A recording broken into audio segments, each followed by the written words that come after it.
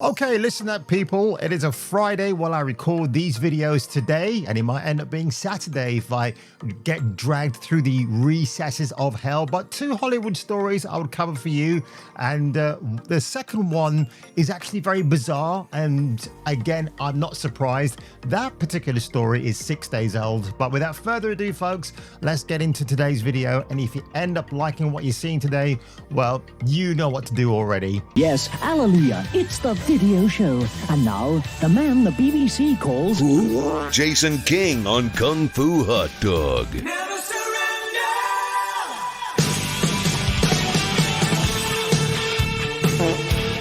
Now, I have to admit, ladies and gentlemen, when I woke up today and I heard this shocking news, I did not know what to say. Eric Dane, one of my favorite actors, passed away at 53 from autoimmune disease. Awful, good-looking guy. If you saw The Last Ship, you would know how captivating a screen presence he was. But we'll just go through this article quickly on Variety right here. Again, when I do obituaries, they're sometimes hit, very miss, because YouTube doesn't recommend them, or they think it won't actually do well in terms of the algorithm. But Eric Dane, best known for his role as Dr. Mark Sloan, Max Steamy on Grey's Anatomy, and as complicated father Cal Jacobs in Euphoria, died on February the 19th, confirmed by his family. Really, really sad, actually. Dane was diagnosed with amyotrophic lateral sclerosis, known as Lou Gehrig's disease, in 2025.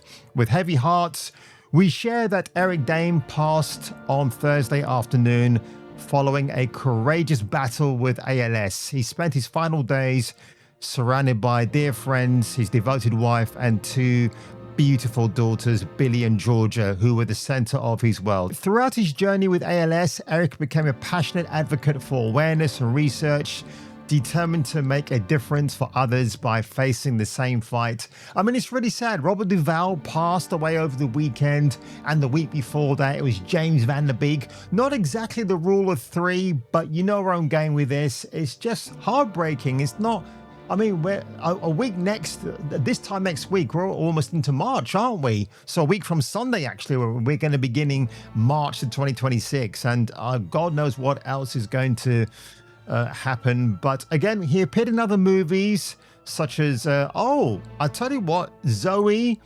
Duncan, Jack and Jane, Soul Good Feast, X-Men, The Last Stand, Marley and Me. He was in a starring role for Open Water 2 and played Jason Dean for 2 seasons of WB's Charmed. Okay. In 2005, he made his first appearance as Dr. Mark Sloan, season 2 of Grey's Anatomy, and he was just absolutely good-looking fella. He was, and he still is. It's just so shocking to see this, actually.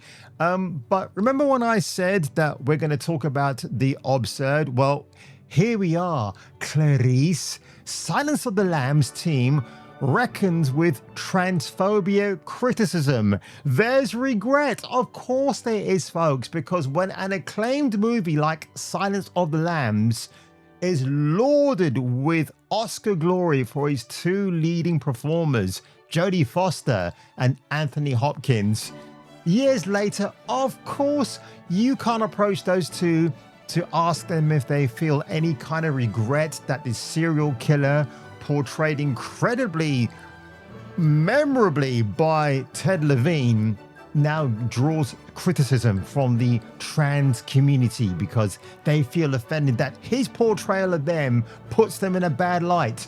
Remember, we had that Canada shooting just over a week ago, and when BBC News dropped their 1 o'clock bulletin about it, Canadian police said they're not going to tell you what the gender of the killer is because I guess they were confused, or Canada is now a confused state of neurosis because they've gone absolutely mentally retarded in their head. Yet in the morning, I heard a Radio Jackie newscast say that the killer was female. So obviously, if you don't know about that school shooting, it was a trans female who committed the crimes. And yet somehow when he had the Prime Minister of Canada expressing sorrow and regret, not one mention of the person's gender was actually brought to the forefront. It's so utterly hypocritical. But let's just go through this article here quickly because I haven't actually read it. But you know, Silence of the Lambs, I'm getting that film delivered tomorrow from Arrow Video. Can't wait to get that. Really great cover. 35 years ago, moviegoers gobbled up director Jonathan Demme's thriller that hit theaters in the dead of winter. Yep, I saw this with my mate back in the day. Now, some of those involved with the Silence of the Lambs, or in this case, Silence of the Hams, they're acknowledging, folks, that it's complicated legacy in light of criticism from the trans community. The feature adaptation of author Thomas Harris's best-selling novel, starring Jodie Foster as Clarice Starling, as she tracks down the serial killer known as Buffalo Bill, known for, shall we say, dressing himself from female skin is the better way to use that phrase. And to understand her target, she consults with convicted cannibal and Chianti connoisseur Anthony Hopkins' Hannibal Lecter. Told you I'm just cold reading this at the moment. I mean, Ted Levine right here. What a picture. And again, they had to interview him, and I think it's Jonathan Demme, because Hopkins and Foster couldn't really give a shit at this stage. They're now expressed having concerns about their portrayal. But here's the thing, right? Ted Levine is a fantastic actor. Everybody involved in this film were fantastic, even down to Chris Isaac, who gets his face eaten off by Hannibal Lecter in the elevator. They're all great. It's a fantastic, monumentally amazing thriller. The same trans folks, by the way, like, so for example, if you gender assign yourself mentally as a woman and you expect to be put in a woman's prison, how is that going to work out in a biological woman's prison? It's not going to work out very well, is it, for those other inmates who will just see you as a male threat? So what are they talking about? Have they lost their minds? I think the whole ideology of pretending to be a gender that you were not born as, and now that you think that you are, like a hairstyle. You know, if I want to go and get Wayne Rooney transplants, and not that I need to, and I walk around like, oh my God, guys, I've got a white man's hair, it's not going to work, is it? Just make do with what you got and improvise when you can.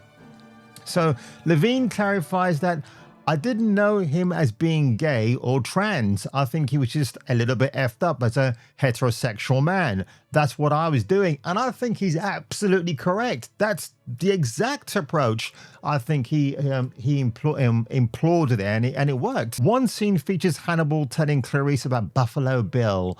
Billy hates his own identity, you'll see, and he thinks that makes him a transsexual, but his pathology is 1,000 times more savage and more terrifying.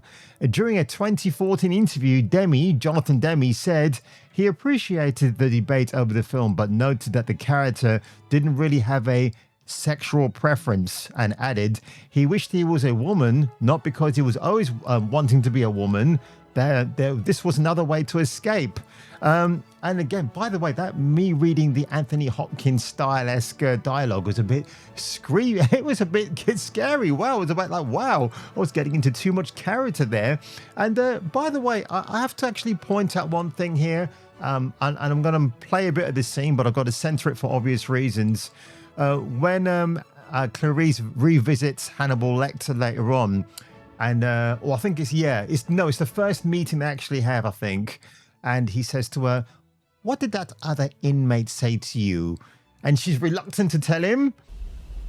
He said, "I can smell your ***." I see. I myself cannot. A powerful scene, right? And of course, Multiple Mig, the man guilty of not just verbally but physically abusing Clarice Starling, gets his comeuppance much later on in the film, and it fantastic. And if memory serves me correct, and I know it does because for some stupid reason Google AI refuses to challenge what I know, but when Silence of the Lambs was coming out in the UK, Her Royal Highness Queen Elizabeth II requested a private screening of the movie. Now, I don't know if the evidence of this is out there in other sources, but I remember distinctly reading somewhere in the rag or hearing it through the grapevine that Her Majesty was so impressed with what she heard about Anthony Hopkins' portrayal of Hannibal Lecter, she wanted to see for herself. What a brave woman, unlike her thick-wood son, Andrew. So I thought I'd just end this video on a bit of a lighter note, folks, because I think it just deserves that. But then again, R.I.P. Eric Dane, fantastic actor. And obviously another fantastic actor here, Ted Levine. I think his portrayal of Buffalo Bill is one of the most understated performances and terrifying that you'll ever see. And on that one, ladies and gentlemen, if you were me and if I were you, I will catch you catching me for the return of the next video.